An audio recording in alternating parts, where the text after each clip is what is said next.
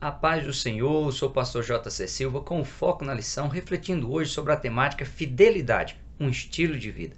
Assista o vídeo, deixe seu feedback através do like, seus comentários, compartilhe o vídeo nas suas redes sociais. Sua companhia e suas interações são muito importantes. Acione aí o sininho para receber as notificações sempre que houver uma nova postagem. Se possível, diga de onde você é. O texto áureo da lição de hoje está no livro de Salmos, número 31, verso 23. Amai ao Senhor, vós todos que sois seus santos, porque o Senhor guarda os fiéis e retribui com abundância aos soberbos. Como verdade aplicada, o bispo Samuel Ferreira, ele afirma que ser fiel a Deus não nos isenta das provações, mas nos permite crescer na fé e no conhecimento do Senhor, testemunhando a sua provisão. O texto de referência está no livro do profeta Daniel, capítulo 3, versículos 14 e versículos 16 a 18, onde o rei Nabucodonosor ele questiona Hananias, Misael e Azarias, os três amigos de Daniel, conhecidos na Babilônia como Sadraque, Mesaque e Abednego, se era de propósito que eles estavam desobedecendo a ordem de se curvar diante da sua grande estátua de ouro. Os três jovens confirmam a disposição em não se curvar e se dispõem a confiar no livramento ou não de Yahvé, o Deus dos hebreus, ainda que fossem jogados dentro do fogo superaquecido. É imprescindível que os servos e servas do Senhor tomem a firme decisão de serem resilientes na fidelidade a Deus, denotando coragem diante das intensas provações, ciente de que as fornalhas da vida servirão apenas para evidenciar a fé e revelar a supremacia do poder de Deus. Os quatro jovens hebreus, Daniel, Hananias, Misael e Azarias, eles foram levados para o cativeiro babilônico ainda na adolescência e se consolidaram como prova viva de que é possível viver em meio a uma sociedade corrompida em todos os aspectos e, mesmo assim, permanecer fiel ao Senhor, não se deixar ser contaminado com os hábitos e as crenças disfuncionais, ímpias e imorais da sociedade à sua volta. Também se consolidaram como um exemplo de que é possível louvar e adorar única e exclusivamente a Deus em meio a situações de extremas aflições sociais, físicas, emocionais, materiais e espirituais. A declaração de guerra de Nabucodonosor contra Jerusalém, em cumprimento ao ato profético de Isaías ao rei Ezequias, foi um baque muito forte contra os judeus, pois dentro dos costumes da época, quando uma nação perdia a guerra, ela era quase que obrigada a servir aos deuses adorados pela nação vencedora, já que as vitórias nas guerras eram creditadas aos deuses daquelas nações vencedoras. Outro detalhe era que para um hebreu sair do território de Canaã para morar em outra nação, era o mesmo que estar saindo do centro da vontade de Deus, pois aquela terra era escolhida pelo próprio Deus e dada aos judeus como habitação. Como forma de amenizar o impacto social negativo dos cativos junto à população babilônica e também em relação ao rei, logo na primeira deportação, o rei Nabucodonosor ele ordenou a Aspenaz, o chefe dos eunucos da Babilônia, que ele escolhessem jovens judeus cujo critério de escolha era rigoroso, de forma que os escolhidos eles deveriam ser saudáveis, da linhagem dos nobres, linhagem real, já com experiências diplomáticas, de boa aparência, ter boa formação, com inteligência acima da média, tanto nas questões étnicas quanto também nas questões religiosas. E eles deveriam ser capazes de assumir cargos de liderança dentro do palácio ou nas províncias do reinado babilônico. Os jovens eles seriam treinados na cultura babilônica durante 3 anos, aprenderiam a linguagem para eles exercerem influência sobre os deportados, evitarem confrontos civis entre os deportados e a população local, intermediar os interesses dos deportados e contribuírem com o desenvolvimento sustentável da nação para onde eles eram levados. O processo de treinamento iniciava com a adaptação com a alimentação. Além de os jovens terem que se adaptar com os sabores da culinária babilônica, era uma forma de os jovens serem iniciados no culto pagão aos deuses a quem a alimentação era dedicada. Comer das iguarias associadas aos rituais de culto aos deuses pagãos fazia os jovens se tornarem participantes das crenças politeístas da Babilônia. Os judeus eles eram monoteístas, acreditavam e serviam apenas a Yahvé Adonai, o único Senhor supremo, soberano, absoluto do universo. Aculturar uma pessoa é fazer com que ela abra mão de sua cultura, de suas crenças e também dos seus costumes. É levar essa pessoa a se adaptar a uma nova cultura, a internalizar novas crenças e novos costumes totalmente diferentes dos seus. As verdades antes absolutas se tornam relativas, passíveis de serem moldadas a novos padrões de verdades, até mesmo de serem abandonadas e esquecidas. O mesmo ocorre ainda hoje, que o inimigo da alma humana, ele está fazendo de tudo para aculturar os cristãos a um padrão de vida infiel, ímpia, imoral e corrupta, totalmente oposto ao padrão divino. Assim como os 4 jovens hebreus, que mesmo sendo escolhidos para participarem de um grupo seleto com altos privilégios e tomaram a firme decisão de não se contaminarem, cada cristão precisa consolidar a sua fé de forma que tenha conhecimentos bíblicos suficientes para serem sábios, para manter um estilo de vida cristã sustentável, sem se contaminar com o padrão mundano e preservar alinhado à palavra de Deus. Assim como os judeus foi e é o povo escolhido de Deus dentre todas as nações da terra, Pedro, se referindo aos membros da igreja, que é composta pelos escolhidos de Deus dentre toda a humanidade, ele diz: Vós sois a geração eleita, o sacerdócio real, a nação santa, o povo adquirido, para que anuncieis as virtudes daquele que vos chamou das trevas para a sua maravilhosa luz. Amados, peço-vos como a peregrinos e forasteiros, que vos abstenhais das concupiscências carnais que combatem contra a alma, tendo o vosso viver honesto entre os gentios, para que naquilo em que falam mal de vós, como de malfeitores, glorifiquem a Deus no dia da visitação, pelas boas obras que em vós observem. O apóstolo João, ciente de que o inimigo, tendo como seu aliado o sistema mundano, tem total interesse em aculturar os cristãos, ele diz: Não ameis o mundo, nem o que no mundo há. Se alguém ama o mundo, o amor do Pai não está nele. Porque tudo que há no mundo, a concupiscência da carne, a concupiscência dos olhos e a soberba da vida, não é do Pai, mas do mundo. E o mundo passa e a sua concupiscência, mas aquele que faz a vontade de Deus permanece para sempre. Outro detalhe interessante quanto à aculturação dos judeus e de quaisquer outros povos tomados cativos é o fato de os babilônicos mudarem os nomes dos cativos para os desvincular dos seus laços familiares, patrióticos e religiosos. Era uma forma de forçar os cativos a se desfazerem de suas origens e também de suas crenças. Os nomes judaicos homenageavam a Yahvé, o Deus dos hebreus, e a escolha dos pais, a família de origem. Os nomes babilônicos ligavam as pessoas à cultura babilônica e homenageavam aos deuses babilônicos. A mudança dos nomes era a melhor forma de integrá-los ao novo ambiente social e também à religião pagã. O bispo Samuel Ferreira ele frisa que a decisão astuciosa deixava a pessoa sem identidade para que ela fosse facilmente doutrinada de acordo com a cultura, com a linguagem e com as necessidades da época. Daniel, cujo nome significa Yahvé, Deus é meu juiz, recebeu o nome babilônico de Beltesazar, que significa príncipe de Bel. Bel era o deus pagão também conhecido como Baal e como Marduk, considerado o deus padroeiro da cidade da Babilônia. Hananias, cujo nome significa Deus é misericordioso, recebeu o nome babilônico de Sadraque, que significa amigo do rei. Misael, cujo nome significa quem é como Deus, recebeu o nome babilônico de Mesaque, que significa quem é como Acu. Acu era a deusa babilônica adorada na figura da lua.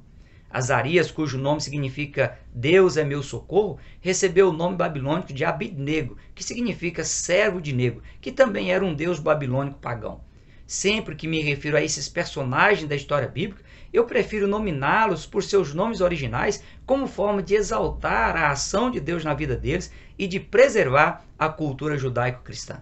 Penso que à medida que os nomes babilônicos eles são mencionados, nós distanciamos os ouvintes e os leitores da Bíblia dos preciosos significados dos nomes judaicos que revelam a ação de Deus na vida dos 4 jovens hebreus. A prova é de que, se nós perguntarmos na igreja quem foram Hananias, Misael e Azarias, dificilmente alguém saberá responder. Já se perguntarmos quem foram Sadraque, Mesaque e Abidnego, todos dirão que foram os 3 amigos de Daniel. Vale frisar que foi justamente a origem monoteísta judaica deles que os possibilitaram continuar confiando de forma resiliente no Deus a quem eles serviam e manterem o propósito inabalável de preservar suas convicções religiosas, as crenças ensinadas por seus pais e internalizadas por eles como verdades absolutas. Fico a pensar se os cristãos da atualidade, não só os adolescentes e jovens, mas até mesmo os adultos e anciões, se eles tivessem as mesmas condições sociais, culturais e religiosas de Daniel, Hananias, Misael e Azarias, o que eles fariam? Os 4 jovens hebreus, eles não se deixaram ser influenciados, mantiveram firmes suas convicções, dispostos a enfrentar o que fosse preciso. Daniel assentou no coração não se contaminar com a porção do manjar do rei, nem com o vinho que ele bebia. Portanto, pediu ao chefe dos eunucos que lhe concedesse não se contaminar. A decisão ela foi seguida dos outros 3 jovens, por isso Deus os honrou tanto como honrou. Infelizmente, na atualidade, muitas pessoas veem nos ambientes longe de casa, da igreja e das lideranças, os períodos e locais de férias como locais ideais para práticas nocivas ao padrão moral e ético instituído por Deus. Se esquecem do que diz o Salmo número 101, versos 6 a 8. Os meus olhos procurarão os fiéis da terra, para que estejam comigo. O que anda num caminho reto, esse me servirá. O que usa de engano não ficará dentro da minha casa. O que profere mentiras não estará firme perante os meus olhos. Pela manhã destruirei todos os ímpios da terra, para desarraigar da cidade do Senhor todos os que praticam a iniquidade. Ainda hoje, em plena hipermodernidade, é preciso se manter fiel diante daquele cujos olhos a tudo vê. Antes do forno de fogo ardente, Hananias, Misael e Azarias, eles tinham se preparado mentalmente, emocionalmente e espiritualmente para enfrentarem quaisquer desafios. Quando Nabucodonosor mandou fazer a estátua de ouro de aproximadamente 30 metros de altura e ordenou que todos se prostrassem diante dela, os 3 jovens não foram pegos de surpresa, nem precisaram bolar uma saída de emergência. Eles já sabiam que decisão tomar e tinham a resposta convicta caso eles fossem questionados. Quando Daniel pediu um tempo para responder quanto à interpretação do sonho de Nabucodonosor, era porque não dependia deles a interpretação, dependia de Deus. Mas agora, a decisão ela não dependia de Deus, dependia dos 3 jovens, eles é que deveriam tomar a decisão. Eles é quem deveriam decidir se continuavam confiando em Deus ou se abandonavam a fé nele. Com todos reunidos, quando os instrumentos eles foram tocados e a multidão se prostrou diante da estátua, no mesmo instante, se chegaram alguns homens caldeus e acusaram os judeus diante do rei Nabucodonosor. O bispo Samuel Ferreira, ele pondera que a acusação de insubordinação era tanto política quanto religiosa, pois a ordem do rei ela foi descumprida e a adoração a Nabucodonosor como Deus, na figura da estátua, deixou de ser prestada. Sempre haverão aqueles que se ocupam em observar a vida dos servos e das servas de Deus que são fiéis a ele para acusá-los. No entanto, podem acusá-los de infidelidade a qualquer coisa, a qualquer pessoa ou objeto, mas não de infidelidade a Deus. Como bem disse o apóstolo Pedro, mais importa obedecer a Deus do que aos homens. A fidelidade a Deus teve e tem um preço a ser pago. A Bíblia chega a dizer que o céu é ganho por esforço. Além disto, em Mateus capítulo 5, versículos 11 e 12, Jesus disse: Bem-aventurados sois vós, quando vos injuriarem e perseguirem e mentindo disserem todo o mal contra vós por minha causa. Exultai e alegrai-vos, porque é grande o vosso galardão nos céus, porque assim perseguiram os profetas que foram antes de vós. Daí a necessidade de cada cristão se preparar espiritual, física e emocionalmente para os enfrentamentos da vida cristã diária. Quando a luta ela bater a porta de alguém, não é momento de se preparar. É momento de lutar na dependência de Deus, se utilizando aí das estratégias adquiridas no preparo antecipado. Viver apenas na zona de conforto é muito delicado, pois leva a pessoa a parar no tempo, a evitar encarar os desafios da vida cristã e da vida no dia a dia. Leva a pessoa a recusar mudanças necessárias para que o nome de Jesus seja glorificado na vida dela. A pessoa fica com dificuldade para vencer os obstáculos e adquirir novos conhecimentos para crescer, desenvolver e se consolidar de forma sustentável, tanto na vida cristã quanto na vida familiar, profissional e social.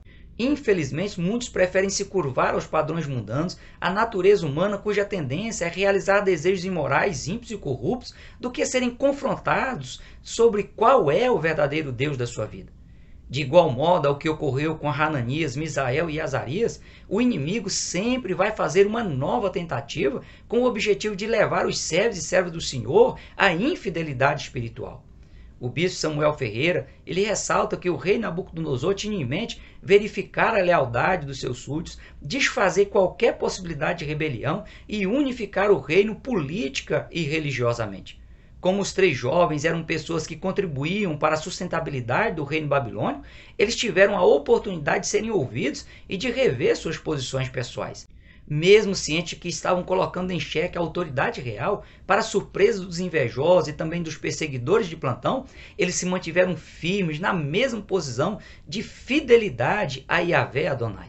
Uma pessoa que é criada e instruída nos caminhos do Senhor, ela ganha habilidades e competências diferenciadas que são extremamente úteis no que a pessoa se propuser a fazer.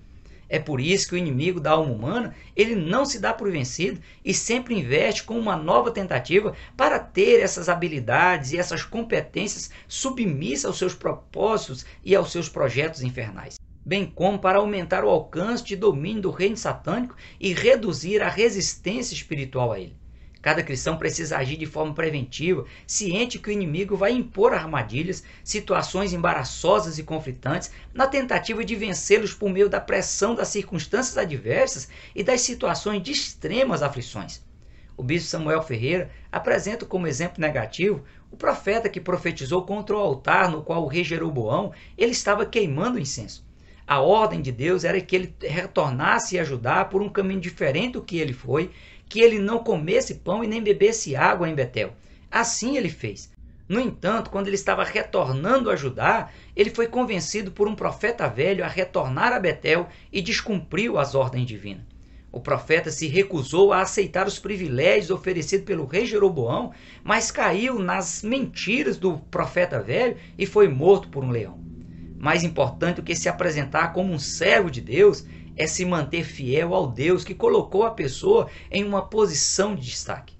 Ainda que Deus continue corrigindo aqueles a quem Ele ama de uma forma mais branda, de forma que a pessoa não morra fisicamente de imediato, o cristão ele precisa estar atento para evitar cair nas astutas ciladas do inimigo, principalmente por meio da oferta de um evangelho transtornado, que não exige mudança de vida, que permita à pessoa alterar as orientações bíblicas para a sua vida, a fim de torná-las mais leves. O escritor William MacDonald frisa que Paulo ele não tolerava os falsos mestres e os cristãos da atualidade também não devem tolerar.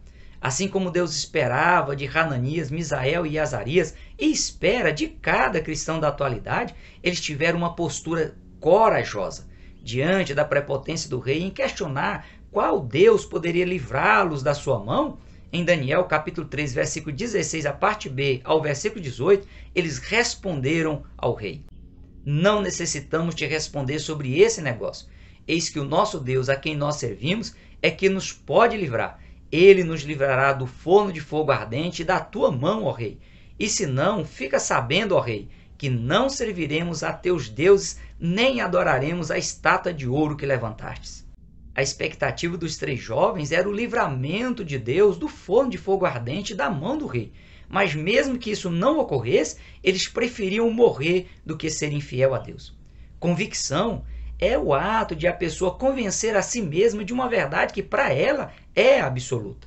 Os 3 jovens eles estavam convencidos de que a melhor decisão a tomar era deixar Deus decidir o resultado final do problema no qual eles haviam sido envolvidos. Caso eles morressem, se manteriam na condição de salvos e já estariam no lucro, pois para Deus a morte de um justo é preciosa aos seus olhos.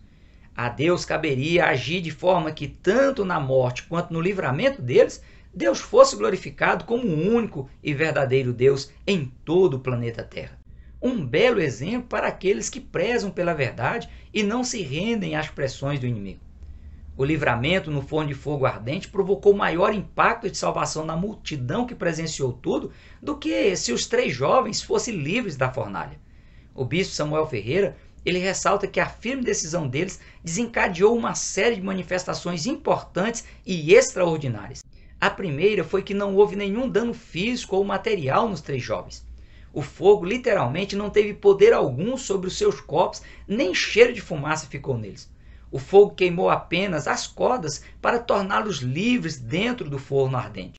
Os servos e servas do Senhor podem vir a ser envolvidos por duras provas e tribulações. No entanto, sempre eles estarão livres para adorar ao Senhor supremo e soberano no universo. Para não restar dúvida de que a temperatura do forno era extremamente alta, Deus permitiu que os homens que jogaram os 3 jovens na fornalha, eles morressem só de terem se aproximado do forno. Fica a importante lição de que obedecer a ordens que contrariam a vontade de Deus provoca não só a morte espiritual, mas também a morte física. O bispo Samuel Ferreira, ele pondera que o que poderia ter sido uma tragédia transformou-se em um grande testemunho de fé e do poder de Deus. Quando Deus te permitir passar pelas fornalhas da vida, preserve a sua fé de forma resiliente, pois você sairá do outro lado mais fortalecido, com experiências profundas e transformadoras, tanto para você quanto para quem estiver à sua volta. Diante da postura de fidelidade dos 3 jovens e da ação divina para protegê-los e honrá-los por aquele ato de fé, Deus se manifestou de forma visível, proporcionando uma experiência extraordinária tanto aos 3 jovens como a todos os presentes no evento. O rei Nabucodonosor se apressou em reconhecer a ação sobrenatural de Deus e bradou dizendo que o 4º homem era semelhante ao filho dos deuses. Pode parecer irônico, mas quem foi para aquele ato para exigir ser adorado foi obrigado a oferecer e a liderar a adoração ao único e verdadeiro Deus, digno de ser cultuado e adorado em todo o universo. Esse é um dos casos de teofania no Antigo Testamento, no qual o próprio Cristo se manifestou na forma de um anjo para promover conforto, consolo e salvação aos seus servos fiéis e para ser adorado como foi. Aconteceu com eles o que Deus prometeu por meio do profeta Isaías. Quando passares pelas águas, estarei contigo, e quando pelos rios, eles não te submergirão. Quando passares pelo fogo, não te queimarás, nem a chama arderá em ti. A igreja cristã da atualidade, Jesus complementa dizendo: tenho-vos dito isso para que em mim tenhais paz. No mundo tereis aflições, mas tende bom ânimo, eu venci o mundo. Após Hananias, Misael e Azarias terem saído do forno ardente, houve um importante reconhecimento por parte de Nabucodonosor do quão poderoso era o Deus dos hebreus, da fé resiliente professada por eles e que de fato e de direito eles faziam jus aos nomes judaicos que eles ganharam em Jerusalém, pois eles eram servos do Deus Altíssimo. Falou Nabucodonosor e disse: bendito seja o Deus de Sadraque, Mesaque e Abednego, que enviou o seu anjo e livrou os seus servos que confiaram nele, pois não quiseram cumprir a palavra do rei, preferindo entregar os seus corpos para que não servisse nem adorasse algum outro Deus, senão o seu Deus, porquanto não há outro Deus que possa livrar como este. Além disto, o rei os fizeram prosperar na província da Babilônia. Os inimigos que desejaram e imaginavam que iam vê-los mortos, tiveram que vê-los prosperar. Deus sempre honrará os que o honram, porque o Senhor ama o juízo e não desampara os seus santos. Eles são preservados para sempre, mas a descendência dos ímpios será desarraigada.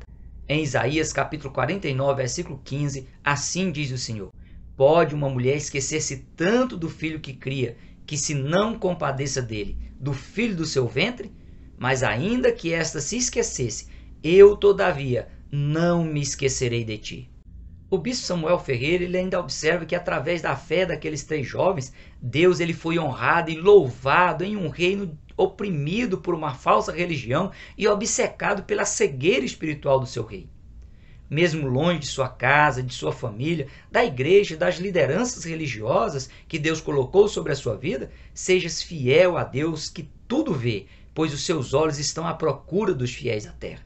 Tenha a mesma certeza de Hananias, Misael e Azarias de que Deus é quem proverá em sua vida livramentos formidáveis.